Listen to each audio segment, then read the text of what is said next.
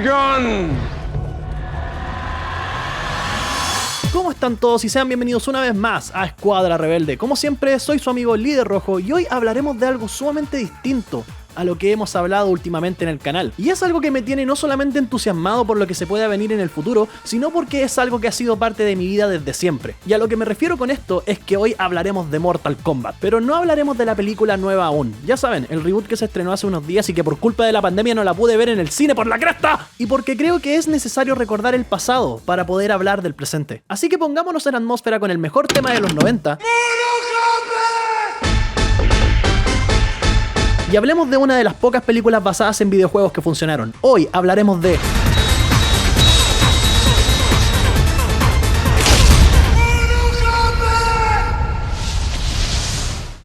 Pero obviamente antes de empezar a hablar de la película, vamos con algo de historia. Partamos con una historia personal. Lamentablemente yo no pude ver esta producción en las salas de cine ya que se estrenó en 1995, que es el mismo año en el que yo nací. Para ser más exactos, se estrenó 3 meses antes que Líder Rojo llegara a este mundo.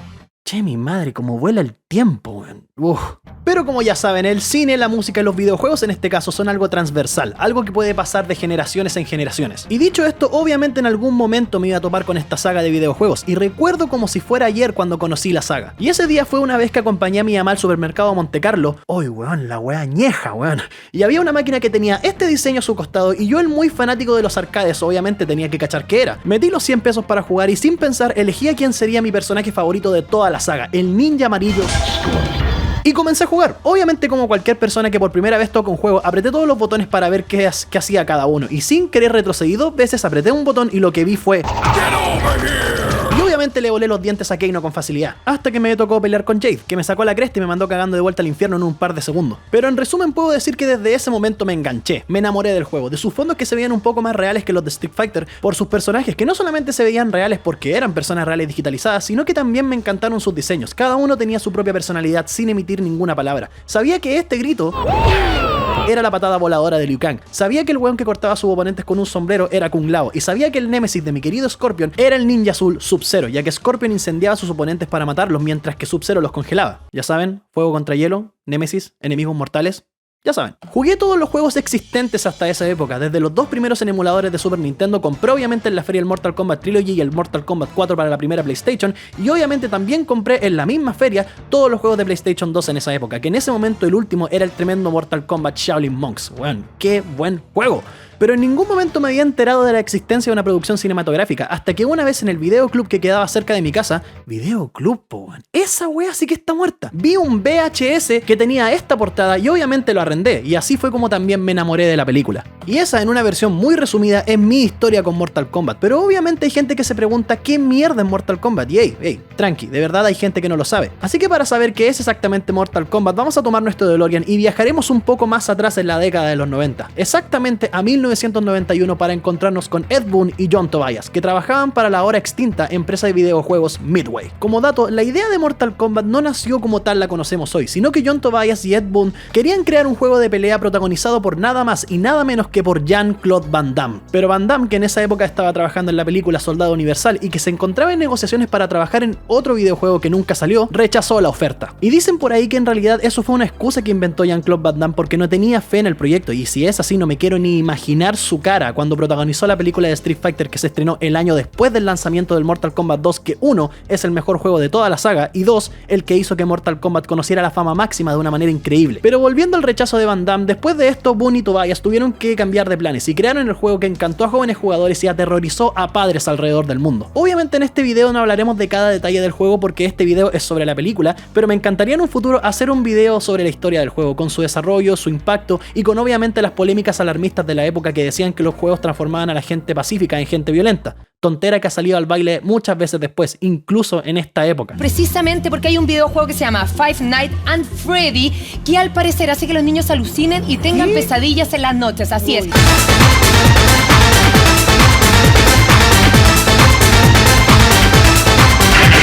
Pero al aspecto aspecto del juego del que sí me voy a referir en este video será a la historia que cuenta el juego, porque dentro de los grandes atributos de Mortal Kombat como la violencia desmedida y sus gráficas que revolucionaron esa época, este juego no es solamente un juego de pelea, sino que este juego es uno de los primeros juegos de pelea que tiene un trasfondo, un lore como dicen los lolos, una historia que avanza con cada entrega. Scorpion y Sub-Zero no se pelean entre sí solamente porque tienen distintos colores, Liu Kang no le tiene que pegar a Shang Tsung solamente porque es bueno para la mocha, sino que cada uno de estos personajes tiene una historia detrás y una motivación para pelear. La historia del juego a grandes rasgos es esta: Mortal Kombat es un torneo que se lleva a cabo una vez por generación, en el que guerreros de todo el mundo son invitados a combatir. En el torneo, los guerreros de la Tierra luchan para impedir la invasión del mundo exterior, un reino de otra dimensión dominado por el emperador Shao Kahn. El mundo exterior y sus guerreros deben ganar 10 veces consecutivas el torneo para que se abra un portal que les permitiría invadir la Tierra y conquistarla. La historia del primer juego transcurre en el 10º torneo, después de 9 victorias del mundo exterior, siendo esta la última oportunidad que tienen los guerreros de la Tierra liderados por Raiden, el dios del trueno y protector de la Tierra, para impedir la invasión del mundo exterior y de sus guerreros lideradas por el hechicero Shang Tsung. Y después de esa muy larga introducción, vamos al fin con la película. Mortal Kombat fue estrenada el 18 de agosto de 1995, dirigida por Paul W.S. Anderson, conocido por dirigir las películas de Resident Evil, que son... Para mí esa saga se terminó de ir a la mierda en la cuarta película porque las primeras 3 igual son pasables, sí, pero esa es otra historia. La película fue protagonizada por Robin Shou como Liu Kang, Lyndon Ashby como Johnny Cage, Bridget Wilson como Sonya Blade, que como dato el personaje de Sonya Blade iba a ser interpretado originalmente por la archiconocida Cameron Diaz, que tuvo que renunciar al proyecto al lesionarse la muñeca entrenando para la película. Y la verdad siento que este cambio fue para mejor porque Bridget Wilson hizo un estupendo trabajo como Sonya Blade. Christopher Lambert como Raiden, que es el mejor personaje de toda la maldita película, Trevor Goddard como Kano y Kari Hiroyuki Takawa como Shang Tsung, que se lleva el premio al mejor one-liner de la película. Your soul is mine. Frase que incluso incluyeron en los juegos actuales. Your soul is mine.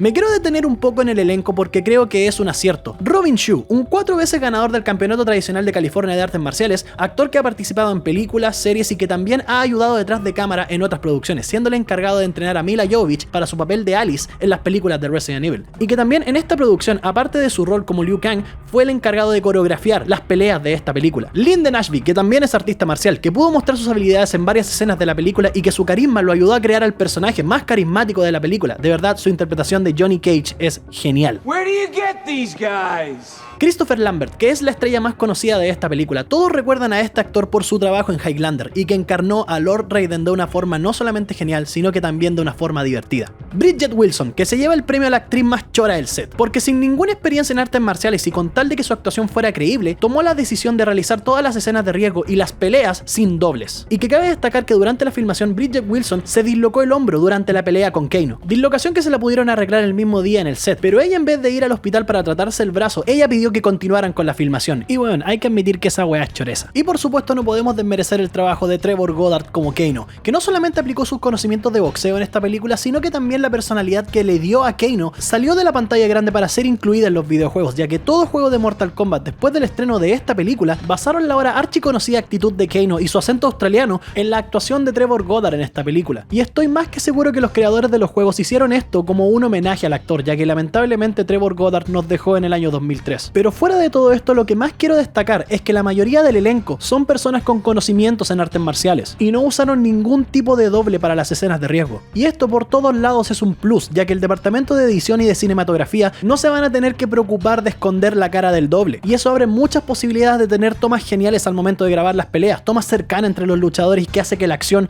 se vea por sobre todo real. Pero bueno, comencemos a hablar de la película. La película comienza con la muerte de un monje Shaolin a manos de Shang Tsung. Me gusta bastante cómo inicia la película, tiene un tono misterioso, un asesinato en los primeros segundos de la película, y después de este efecto especial que de verdad se ve muy bien, nos presentan a Liu Kang, y todo lo que acabamos de ver es una pesadilla que él tuvo. Otro plus que tiene esta película es que pese a todos los clichés noventeros como la música y la unidimensionalidad de sus personajes, la presentación de los protagonistas está muy bien hecha. No es necesario que Liu Kang nos diga que se siente culpable por la muerte de su hermano, sino que el sueño mismo nos muestra eso. Su hermano grita su nombre para que lo ayude y cuando ve el mensaje de su abuelo, vemos en su cara que carga con una gran culpa. Aquí obviamente la película se tomó unas pequeñas libertades con la historia y se diferencia con el juego. Hasta donde sé, en los videojuegos nunca se ha mencionado la existencia de un hermano de Liu Kang. Lo más cercano a un familiar de Liu Kang en los videojuegos es el personaje de Kung Lao. ¿Y saben qué? Me gusta bastante que se hayan tomado esta libertad. Obviamente se hizo para que la historia tenga más sentido. No todo puede ser calcado del juego, así que obviamente en la adaptación cinematográfica se tienen que tomar ciertas libertades en favor a la ejecución de la narrativa. Después de esto nos vamos a Hong Kong para conocer a la agente de las fuerzas especiales Sonya Blade, que también con pocas palabras y con su actitud ya tenemos súper claro quién es. Es una mujer con una fuerte personalidad, pero al mismo tiempo cree que ella puede hacer todo sola. No tiene la capacidad de admitir que a veces necesita ayuda y de una forma muy noventera nos deja claro que ella no confía en nadie.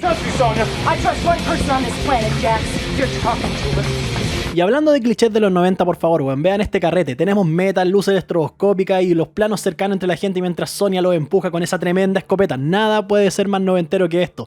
Pero dentro de este allanamiento conocemos a Kano, y también que, como todos los personajes de esta película, se nos da a entender en pocas palabras quién es. Él es el archienemigo de Sonya Blade, que mató a su compañero y que Sonya lo persigue para vengarse. Simple, cortito, noventeramente hermoso, y también nos da una idea del plan de Shang Tsung, ya que Shang Tsung dice explícitamente que quiere a Sonya Blade en el torneo. Me encanta cómo Bridget Wilson interpreta a Sonya Blade, de verdad, me encanta. Como dije hace un rato, el papel de Sonya Blade iba a ser originalmente interpretado por Cameron Diaz, pero muy en lo personal siento que no hubiera funcionado si ella hubiera tenido que tomar el papel de Sonya Blade, lo siento. Y ojo, no es nada en contra de Cameron Diaz, porque ella es una gran actriz, pero siento personalmente que a ella no le quedaría bien el rol de una mujer ruda en una película de artes marciales. Y sí, sé que algunos me dirán, oye, ¿y su personaje en Los Ángeles de Charlie? Sí, pero su personaje en esa película es más cómico que de acción, entonces creo que no funcionaría con Cameron Diaz ahí. Después de esto viajamos a Los Ángeles, donde tenemos una de las mejores presentaciones en esta película, que es la presentación de Johnny Cage. Al igual que los otros personajes con pocas palabras y acciones tenemos súper claro quién es, pero al mismo tiempo vemos que Johnny Cage es el personaje con más carisma de la película. Johnny Cage es un actor de Hollywood que está siendo vapuleado por la prensa ya que creen que es un fraude, que no es un verdadero artista marcial, y es un arco que para mí funciona, el actor egocéntrico que busca demostrar lo que vale. ¿Se entiende? Pero me hubiera gustado tener más detalles al respecto. Sabemos que la farándula le tiene mal a Johnny y lo están haciendo cagar tupido y parejo, pero de verdad me hubiera encantado haber visto más detalles sobre esto. Haber sabido por qué específicamente la prensa ahora lo considera un fraude. Quizás por su actitud, quizás porque se lesionó y tuvo que usar un doble para una escena en una de las películas que participó y justo un paparazzi lo vio y le sacó una foto, o simplemente dejo de indagar en esto porque le estoy pidiendo mucho a una simple película de artes marciales de los 90. Pero aún así, creo que se perdieron la oportunidad de dar algún detalle extra y hacer a Johnny Cage un poco más entrañable. Y después de que Johnny Cage es invitado al torneo por Shang Tsung disfrazado como su maestro, tenemos a Liu Kang regresando al Templo de la Luz. Algo que me encanta de esta película es que los creadores hayan tomado la decisión de filmar estas escenas en locación. Las escenas del Templo de la Luz fueron filmadas en estos templos de Tailandia, cuyos nombres no me atrevo a decir porque los asesinaría o invocaría al mismísimo Shao Kahn por mi mala pronunciación. Pero a lo que voy con esto es que hayan optado por filmar aquí es una idea totalmente acertada. Para mí, el uso de efectos prácticos y filmación en locación le ganarán al CGI en cualquier forma, incluso al CGI más moderno. Por la simple razón de que es real. Todos los aspectos visuales que se ven en esta escena, la iluminación, el ambiente, todo es mucho más creíble porque, como dije anteriormente, es real. Y pudieron no haberlo hecho. A pesar de que esta sea una película del 95, igual pudieron haber sido súper cagados y hacer todo esto en un croma y filmarlo en un estudio. Pero no hicieron eso, decidieron irse a lo real, cosa que para mí siempre le dará unos puntos a favor a cualquier película. Pero volvamos a la historia. Los monjes Shaolin están conscientes de la existencia del torneo y no están de acuerdo con que Liu Kang sea considerado como el elegido para representarlos, ya que él dejó el templo. Como dije hace un rato, me gusta que la película se tome libertades y haga diferencias con los personajes del juego en favor de la historia. En los juegos, tanto en los clásicos como en los modernos, Liu Kang es un devoto monje Shaolin, que ni se le ocurriría abandonar a los suyos. Obviamente que en la línea de tiempo del 9, el 10 y el 11 le da la espalda a Raiden y se vuelve el emperador del maldito infierno, pero ya saben a lo que voy. Pero en resumen, que la película le dé a Liu Kang este giro del monje renegado que regresa con el mero propósito de cobrar venganza por la muerte de su hermano, es una muy buena decisión. No arruina el personaje para nada, sino que le da una motivación mucho más importante y mucho más personal para participar en el torneo que simplemente tener que salvar el mundo porque simplemente tiene que salvar el mundo. Y aquí, querida escuadra, tenemos la presentación del que para mí es el mejor personaje de la puta película, que es Lord Raiden. Como dije, la presentación de Johnny Cage es una de las mejores, pero la de Raiden es la mejor de toda la maldita película. La voz de Christopher Lambert le da un tono misterioso y sombrío. Raiden en esta película cumple el rol de mentor para los protagonistas. Vemos que no tiene miedo en ser duro o irónico para mostrarle a Liu Kang que está huyendo de su destino. The great tournament was too much responsibility. But vengeance. That's so much simpler. If you are raided, why did you let Chan die? Why didn't you protect him? Why didn't you? Oh, don't tell me you're afraid of simple beggar.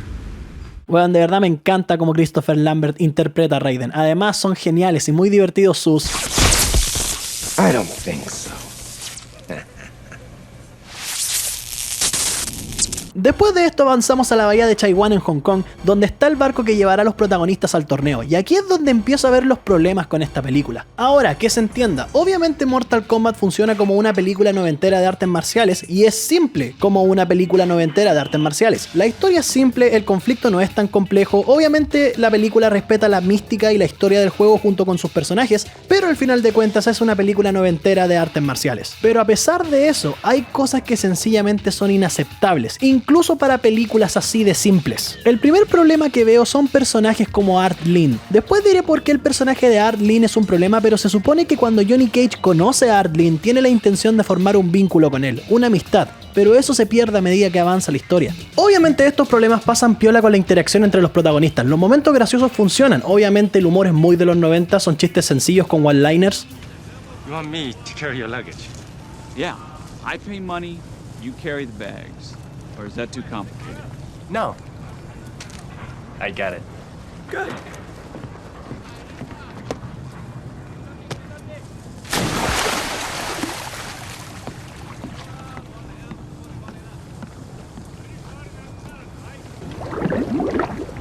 Thank God I didn't ask him to park the car. Y que debo confesar que hasta el día de hoy me hacen reír, pero después los problemas dentro de la película son bastante notorios. Tomemos a Jax, por ejemplo. ¿De verdad no podían encontrar a un actor con más carisma para interpretar a Jax? Sí, sé que aquí Jax no tiene mayor importancia más que ser el weón que acompaña a Sonya en su misión de atrapar a Kano, pero cuando Sonya corre a buscar a Kano, Jax grita: Sonya, don't get on that thing. Hey, Sonya. Sonya, ven aquí, Sonya. Se supone que está yendo a un lugar peligroso, se supone que Jax está preocupado, pero como está en la película suena súper sin alma. Siento que este audio se redobló porque salió mal al momento de grabarla en la locación, pero bueno, es como si el weón estuviera leyendo el guión con el micrófono abierto. Son detalles minúsculos, lo sé, son detalles súper chicos, pero no menos importantes, porque cosas así a veces me sacan de la película. Pero fuera de esto, si hay algo que hay que rescatar dentro de esta película, pese a sus problemas, es el arte y la cinematografía. No solamente por el muy buen trabajo de cámara que existe, sino porque también todo es real, todo es práctico. Hay muy poco CGI y lamentablemente el CGI que aparece en esta película es feísimo, incluso para una película del 95. Pero bueno, se ve que hicieron un gran esfuerzo en hacer que los ambientes se vieran reales. El barco es un set, la isla de Shang Tsung es una isla real en Tailandia, los paisajes del mundo exterior fueron filmados en una planta de acero abandonada y es algo súper destacable e incluso llega a sentirse refrescante ver esta película en el 2021. Yo la he visto 1000 veces, pero se siente refrescante verla en la actualidad porque ahora no se construyen sets así, todo se soluciona con una pantalla verde. Y no me malinterpreten, no estoy diciendo que el uso de CGI y el uso de pantalla verde sea algo que deberíamos eliminar, porque no es así. Ayuda bastante, obviamente, es la evolución de las producciones cinematográficas que ha avanzado a nuestros tiempos donde casi el CGI se ve como algo real, pero aún así, en lo personal, siempre voy a preferir un set construido y filmación en locaciones que un estudio con pantalla verde porque, como dije anteriormente, es algo real. Me encanta la química entre los protagonistas, es el típico trío de personajes que no se lleva bien de inmediato. Sonya no confía en estos dos extraños, Johnny Cage es el hueón más creído del grupo y cree que tiene que proteger a Sonya, y Liu Kang, aparte de que le hace gracia la actitud de Johnny Cage, no está ni ahí con ninguno de los dos, ya que él solamente está ahí para matar a Shang Tsung y vengar a su hermano. Obviamente este recurso narrativo se ha usado 1000 veces en 1000 películas, pero no importa las veces que se hagan, sino que importa cómo lo hacen, y aquí funciona. Dentro del barco también tenemos la presentación de Scorpion y Sub-Zero. Otra cosa que también tenemos que rescatar de esta película es el diseño de vestuario, que bueno, es bacán. Los trajes de Scorpion y Sub-Zero se ven incluso mucho mejor que los juegos de esa época. Tienen diferentes máscaras con un relieve que hace que se vean también muy amenazantes, y lo mejor de todo es que se ven bien, no se ven caricaturescos. No así como en Aniquilación, que valga la redundancia, aniquilaron los trajes de Scorpion y Sub-Zero y parecen de cotillón. En esta película Scorpion y Sub-Zero se ven geniales. De nuevo, las máscaras, los trajes y las personas detrás de los trajes hacen un gran trabajo totalmente destacable como artistas marciales. Comparemos un poco la película con el juego de nuevo. Los que conocemos la historia del juego, Sub-Zero y Scorpion son enemigos mortales, pero aquí son aliados. La explicación la da Shang Tsung. Scorpion and Sub-Zero. Deadliest of enemies, but slaves under my power. Y no me molesta. Para nada, como dije anteriormente, no me indigna ni me afecta de mala manera que se tomen ciertas libertades en las adaptaciones porque es casi imposible no hacerlo. Hacer algo calcado al material de origen sí, puede funcionar en términos de representar el material de origen tal cual es, pero creo que hacer esto también tiene un efecto negativo porque hace que el producto final se sienta predecible para los fanáticos de la franquicia, o por otro lado hace que la historia se sienta compleja para el sector del público que no es fanática de la franquicia y al final los termináis dejando colgados. Y supongo que la idea de hacer una adaptación cinematográfica de un juego, una película o un libro es no solamente para atrapar a los fanáticos de la franquicia, sino que también a personas que no tienen ni idea del producto. Así que como dije antes, las libertades que se tomaron en esta película son totalmente a favor de la narrativa y funcionan. Además, otro detallito que me fascina es el kunai de Scorpion. Recuerdo que antes de ver esta película, para mí Scorpion lanzaba su kunai desde su manga y con una especie de cuerda. Para mí era una simple cuerda, pero en la película su kunai es prácticamente un ser vivo que vive dentro de él, y cuando su palma se abre para revelarlo, me encantó, weón. Es un detalle súper chiquitito, pero son esos pequeños detalles los que me encantan y creo que fue algo súper creativo. Raiden salva a nuestros héroes y nos explica la trama de la película y los conflictos de cada uno de los personajes. Este tipo de exposición me gusta. Ahora, como todos sabemos, el cine se prima mostrar por sobre el contar, entonces igual me hubiera gustado que cuando Raiden nos cuenta la historia del torneo y del mundo exterior, pudiéramos ver un flashback al respecto. Quizá ver cómo el mundo exterior ganó el 9º torneo, puede ser, pero como dije anteriormente, es una película noventera de artes marciales basada en un videojuego, así que lo más seguro que el estudio no quiso complejizar tanto las cosas. Incluso la misma Sonya con Raiden en la misma escena dan la versión más simplificada de la trama. A handful of people on a leaky boat are gonna save the world. Exactly. Pero aún así me gusta como Raiden nos explica todas estas cosas, y creo que es por la actuación de Christopher Lambert. Además, pese a su simpleza, le da importancia al conflicto de la película, ya que dice explícitamente que lo que está en juego es mucho más grande que las motivaciones de los protagonistas. Llegamos a la isla de Shang Tsung y conocemos a más personajes del juego, por ejemplo a la princesa Kitana, interpretada por Talisa Soto, que en realidad no hace mucho en esta película, solo está ahí para ayudar a Liu Kang en una pelea, verse sumamente atractiva y de nuevo ayudar a Liu Kang al final de la película. Se ve que se trata de profundizar un poco en la relación que se daría entre estos personajes, pero lamentablemente no llega más allá. Y después de ver lo feo que es el CGI en esta película, pasamos al banquete, donde podríamos decir que tenemos la primera pelea del torneo entre Sub-Zero y este guerrero de Shang Tsung. Cuando se estrenó esta película, mucha gente se sorprendió al ver que la película fue clasificada para mayores de 13 años, ya que por la naturaleza de los juegos,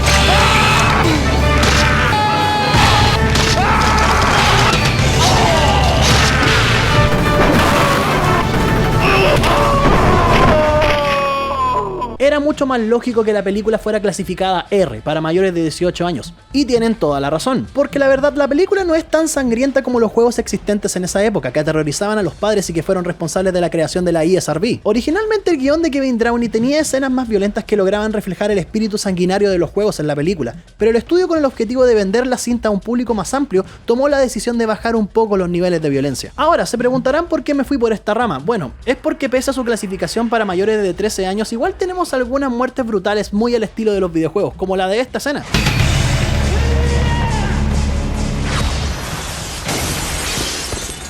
Sub-Zero wins. Fatality. Así que pese a las restricciones, igual lograron darnos uno que otro fatality. Después de esto tenemos la presentación del Príncipe Goro, otro personaje icónico del primer juego, el subjefe para ser exacto. Su diseño fue algo revolucionario para la época, y el hecho de que Goro haya sido una mezcla entre disfraz y animatrónico es más que destacable, porque, como dije anteriormente, es real. Pudieron haber ahorrado plata y haber usado ese CGI horrible que ocuparon en Reptile, pero no, crearon un traje con una parte animatrónica y pusieron un actor para que manejara la parte del disfraz. Y bueno, el trabajo de ese actor hay que destacarlo, porque también grabó sus escenas de pelea, entonces yo creo que fue la wea más incómoda que debió haber hecho en toda su vida. La escena de Kano, Goro y Shang Tsung sirve para desarrollar un poco más el conflicto, la importancia de Liu Kang y que Shang Tsung tiene planes específicos para Sonya Blade. Y después de esto tenemos una muy buena pelea entre los guerreros de la Tierra y los guerreros de Shang Tsung con el tema de la película de fondo. La pelea es súper buena, Linden Ashby y Bridget Wilson tienen su oportunidad de brillar, pero yo creo que el que más se luce de los tres es Robin Shou con los movimientos más elaborados. Con el comienzo del torneo creo que podríamos empezar a rankear las peleas de esta película. Tenemos primero la pelea de Liu Kang contra este personaje que por algún motivo ruge. Esta pelea se llevaría el quinto lugar de las 7 peleas importantes que tenemos en esta película. Está súper bien filmada, la inclusión de cañas de bambú le agrega algo de variedad a la pelea con ataques agresivos, y como dije anteriormente, el hecho de que Robin Shou sea un experto en artes marciales le da mayor espacio a los camarógrafos para darnos planos súper cerca de los actores, y que por sobre todo ayuda bastante a que todo lo que está pasando se vea real, con decir que en algunos momentos de la pelea pareciera que se están pegando en serio. Pero tranquilos, aún no llegamos llegamos a las peleas de esta película que resultaron con lesiones para los actores. Liu Kang gana la pelea y después tenemos a Shang Tsung haciéndole un fatality a su contrincante.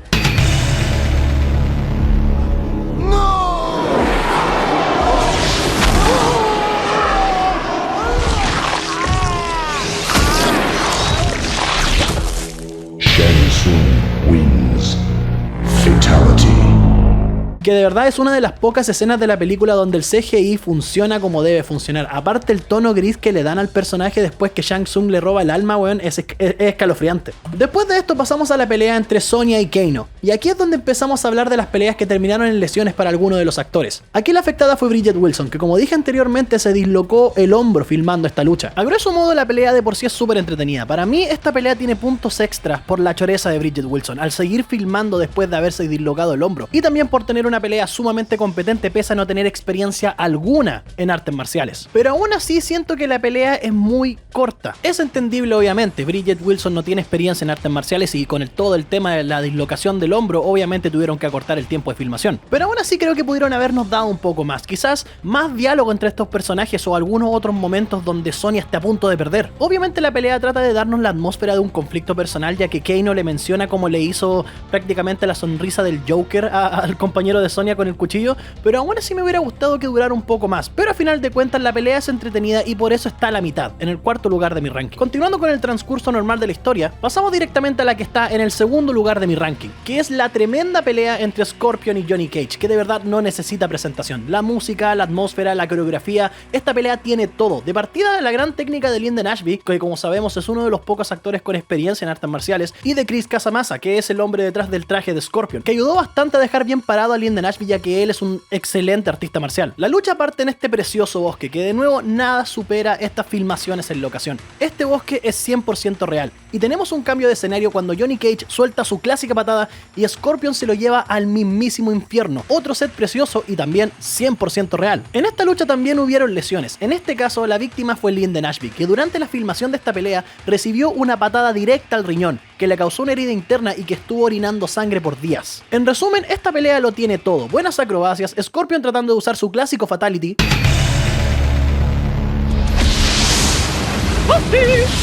la participación especial de Ed Boon, el co-creador de Mortal Kombat, que fue el encargado de darle la voz a Scorpion, igual como lo hacían los juegos de esa época.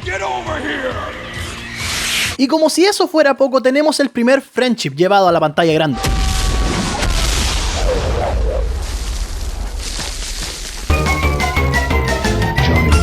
Wins. Friendship. Después de esto tenemos una corta pelea entre Kitana y Liu Kang, que la verdad es como nada, así que podemos saltarla sin culpa, solamente sirve para que Kitana le dé la pista a Liu Kang de cómo vencer a Sub-Zero. Ah, sí, y hablando de eso, hablemos de la pelea de Liu y Sub-Zero. Bueno, esta pelea ocupa el sexto lugar de mi ranking por un motivo bastante simple. Sí, la estética de la pelea es bonita, los tonos azules en el set, la oscuridad y el humo que le dan una misteriosa y siniestra atmósfera al lugar, y obviamente no podemos despreciar la técnica de François Petit, el artista marcial que le dio vida a Sub-Zero en esta película. Pero la verdadera razón de por qué esta pelea está casi al final de mi ranking es porque en primer lugar es demasiado corta, extremadamente corta. La pelea dura aproximadamente 5 minutos, y de esos 5 minutos dedican 2 al momento en el que Sub-Zero crea un campo de fuerza de hielo, que sí, es uno de los pocos efectos generados por computadora que se ven bien en esta película, y la muerte de Sub-Zero se ve bacán cuando es congelado hasta morir. Sí, está bien, pero creo que pudo haber durado unos minutitos más porque son personajes icónicos, el protagonista de la película y uno de los personajes icónicos del juego, que es Sub-Zero, entonces demasiado corta. No le hubiera hecho daño a nadie si hubiera durado unos minutitos más. Después de esta pelea tenemos a Goro barriendo con la competencia, y aquí es donde tenemos algo que dije al principio de esta reseña, el problema con personajes como Art Lin, y la escena en la que este personaje se enfrenta a Goro es la que deja al descubierto el problema. Por cómo está desarrollada la escena, pareciera que la película quiere impactarnos con la muerte de este personaje, pero aparte de no saber nada de él, pasamos segundos con su personaje, el muelle, el banquete y la pelea con Goro. Y es triste por así decirlo porque la escena está súper bien hecha. Tenemos a los protagonistas súper conmocionados con la muerte de este personaje, y cuando Shang Tsung le roba el alma y vemos que Johnny Cage grita de dolor como si le hubieran quitado a su mejor amigo, bueno, hubiera funcionado súper bien si hubiéramos conocido más al personaje. Pero lamentablemente para el espectador, la muerte de Art Lin es meh, y es una lata porque pudo haber sido mucho más. Sé que voy a sacar un ejemplo con una película que salió muchos años después de esta, pero creo que tiene sentido. Art Lin pudo haber sido el agente Coulson de esta película, un personaje muy querido para uno o para todos los protagonistas, que es asesinado por uno de los villanos y que con su muerte muerte motiva a los protagonistas a enfrentarse a los enemigos. Hubiera sido bacán que la motivación de Johnny Cage para enfrentarse a Goro, aparte de como dice él para proteger a Sonya, hubiera sido para vengar la muerte de Arlene, pero lamentablemente no fue así. Ahora viene una escena que me encanta, que es la escena en la que nuestros héroes están conmocionados y creen que es imposible vencer a Goro y a Shang Tsung. Y sí, sé que es un tremendo cliché en las películas de artes marciales de los 90 hablar de superar tus miedos y vencer la adversidad, pero siento que aquí lo hicieron de una forma súper bonita. Raiden es el mentor de los protagonistas y dice las palabras necesarias y les demuestra ese amor duro que un mentor tiene por sus pupilos. Y vemos eso en esta escena cuando vemos a Raiden ir por cada uno de estos personajes, mostrándoles sus falencias y lo que tienen que hacer para poder conseguir la victoria. Sí, sé que es algo súper simple, es hasta cursi, pero no sé, este tipo de escenas me encantan. Después tenemos a nuestros protagonistas preparándose para lo que se viene, y que también, como otro dato, la escena media romántica entre Johnny y Sonya que marcaba el inicio de su relación, también fue llevada a los juegos más actuales, y estoy seguro que los fans del Mortal Kombat 9, 10 y 11 estarán de acuerdo conmigo cuando les digo que es una tremenda historia la que comparten estos personajes en esos juegos. Ahora viene la pelea que lamentablemente está en el último lugar de mi ranking, que es la de Goro contra Johnny Cage. Ahora, que se entienda, no está en el último lugar porque sea derechamente mala, porque el momento está súper bien hecho y funciona. Es súper entretenido ver cómo Johnny Cage pasa de ser el saco wea de Hollywood a ser un héroe, pero la verdadera razón por qué esta pelea está en el último lugar de mi ranking es porque aparte de ser cortísima, se ve que les costó un mundo hacerla. Incluso el trabajo de cámara no hace que la pelea se vea mejor porque la mayor parte de la pelea la vemos desde esta perspectiva. Entonces lamentablemente no es tan emocionante como las otras, y es súper obvio por qué no fue así. O sea, ¿se imaginan el trabajo que llevó de por sí armar a Goro y hacer que se vea espectacular como se ve en la película? Y estoy súper seguro que trataron de hacer lo posible para que esta pelea se pareciera a las demás, pero obviamente hacer que Goro se moviera con más libertad era técnicamente imposible. Así que quede claro que está en el último lugar de mi ranking no porque sea mala, sino porque en comparación con las otras se queda atrás. Pero a fin de cuentas la pelea es súper entretenida. Tenemos el clásico Nut Punch de Johnny Cage,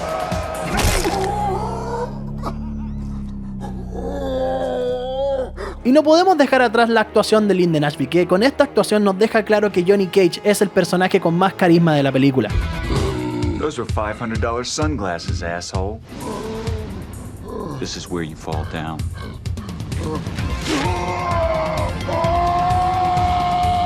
Shang Tsung se lleva a Sonya al mundo exterior y Johnny Cage y Liu Kang toman la decisión de ir al mundo exterior para rescatarla. Ahora, no sé ustedes, pero a mí me encanta el set de Outworld. Es un páramo desolado, oscuro, lleno de ruinas y de gente corriendo para ocultarse, y es en esta muy bonita atmósfera, querida escuadra, en la que se da la pelea que se lleva el primer premio, la número 1 de mi ranking, la lucha entre Liu Kang y Reptile. Ignoremos el horrible CGI de la criatura uniéndose a la estatua para transformarse en el ninja verde, porque weón, eso pasa a segundo plano con esta tremenda pelea. Como ya saben, Robin Shou no fue solamente el encargado de coreografiar las peleas en esta película, sino que él también hizo sus propias escenas de acción sin ningún doble. Y aquí es donde más se nota. Todo lo que ven en esta escena es completamente real. Las caídas, los golpes, todo es real en esta lucha. Aquí la víctima de las lesiones fue el mismo Robin Shou, que se rompió las costillas en esta pelea, específicamente en esta parte. Ahora, esta pelea se lleva el primer lugar no solamente porque uno de los actores quedó herido, sino porque es la pelea más intensa de toda la película. Y en esta escena queda totalmente demostrado el profesionalismo de Robin Shou. ¿Recuerdan la lesión de las costillas? Robin Shou siguió filmando con sus costillas rotas. Él mismo tomó la decisión de no decirle a nadie de la producción de la película que se había roto las costillas con tal de que no pararan la filmación. Solamente que llegó, le dijo al actor Keith Cook, que fue el encargado de interpretar a Reptile, que tratara de no golpearlo en esa zona y siguió filmando lo que quedaba de pelea. Y weón, eso se llama dedicación. Si eso me hubiera pasado a mí, weón, estaría todavía exigiendo la ambulancia. Y la música también es buenísima, weón. Para mí ese es el tema de Reptile. ¿Y qué más puedo decir? Es la mejor pelea de la película. La escenografía es preciosa, la pelea de por sí es sumamente intensa, y además Liu Kang se tira la bicycle kick, weón. Ya con eso no podéis pedir más. Después tenemos a Kitana encontrándose con Johnny Cage y Liu Kang y les cuenta la historia de cómo era el mundo exterior antes de ser conquistado por Shao Kahn. Tenemos a Sonya al fin confiando en que sus amigos vendrán a salvarla, y tenemos la última pelea de la película, que es la que se lleva el tercer lugar de mi ranking, y es la pelea entre Liu Kang y Shang Tsung. En primer lugar es bacán, weón, el símbolo del dragón en el piso se ve genial. Kari Hiroyuki Tagawa y Robin Shou demuestran toda su calidad como artistas marciales en esta pelea, y de por sí el momento está súper bien planteado. Obviamente, siendo el jefe final, Shang Tsung utiliza todas sus artimañas para lograr vencer a Liu Kang, y una de ellas es usar su poder para atraer a más guerreros durante la pelea. Diría que esta parte sobra porque prefiero mil veces una pelea 1 a 1 para el final de la película, pero bueno, estaría mintiendo. De verdad es genial ver cómo Liu Kang se enfrenta a todos estos guerreros, y como lo he dicho mil veces en este video, el hecho de que Robin Shou no haya usado dobles de riesgo y que sea un experto en artes marciales hace que todas las peleas en las que él participa sean clase aparte. Y al escuchar esto ustedes deberían pensar, ¿cómo es la cuestión del líder rojo? Si es tan buena, entonces ¿por qué la estáis dejando en el tercer lugar? Y sí, tienen razón, por la descripción que les acabo de dar, debería ser la primera. Obviamente, es la pelea contra el jefe final, la pelea más importante de la película, pero esta pelea es más de momentos cruciales para la historia que una pelea en sí. Si la comparamos con las peleas anteriores, esas no tienen ni una pizca de diálogo, y es la pelea la que habla por sí sola. En el caso de Shang Tsung contra Liu Kang no hay mucha acción, sino que también tenemos muchos diálogos y muchas revelaciones entre medio, y aparte el hecho de que Shang Tsung haya despertado a otros guerreros para luchar contra Liu Kang, creo que le quita un poco a la intensidad que pudo haber sido la pelea solamente entre estos dos personajes. Como un momento crucial de la película funciona de una manera espectacular, pero como pelea creo que se merece el tercer lugar. Como dice Kitana, en esta última batalla Liu Kang debe enfrentar 3 desafíos: enfrentar a su enemigo, que obviamente nos referimos a Shang Tsung usando todo su poder, enfrentarse a sí mismo, que es aceptar su destino y su lugar en esta historia, y finalmente enfrentar su peor miedo. Y esta es la parte que más me gusta de esta pelea. Shang Tsung se transforma en Chan, el hermano de Liu Kang, para jugar con su cabeza y hacerlo sentir culpable. Mientras tanto suben estas puntas de metal que hacen que la Torre Oscura se transforme en un escenario clásico de los juegos. Es un tremendo momento y que cierra con Liu Kang aceptando que él es el elegido y derrotando a Shang Tsung con el clásico Fatality del foso.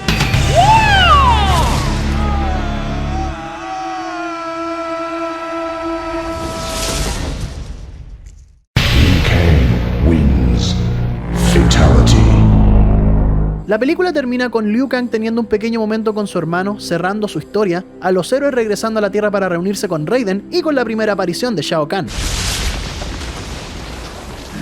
You pathetic fools, I've come for your souls. I don't think so.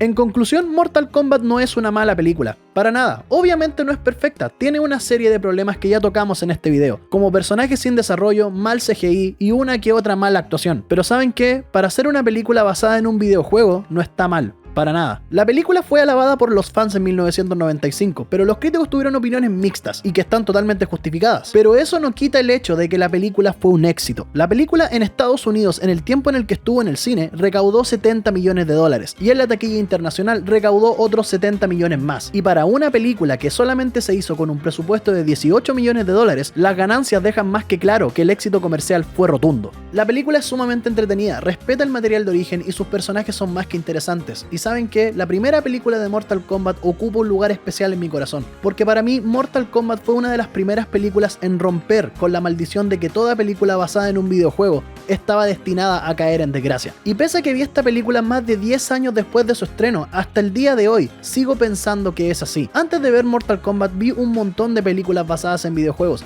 y ninguna se parecía a Mortal Kombat. Ninguna estaba hecha con el nivel de cariño con el que hicieron la película de Mortal Kombat. Las películas de videojuegos que vi antes y después de Mortal Kombat caían en la maldición por distintos aspectos. O hacían mierda el material de origen como la película de Max Payne, o simplemente se alejaba tanto del material de origen que lo único en lo que tenían en común con el material de origen era el nombre, como las películas de Resident Evil. La primera película de Mortal Kombat respetó su historia, respetó a sus personajes y por sobre todo lo hizo de una forma entretenida y que funciona. Y es genial ver cómo en la actualidad películas como Detective Pikachu y Sonic están hechas en cierta medida de la misma forma en la que se hizo la primera Mortal Kombat, con cariño y con respeto al material de origen. Pero como ya saben, lamentablemente nadie puede escapar de las maldiciones.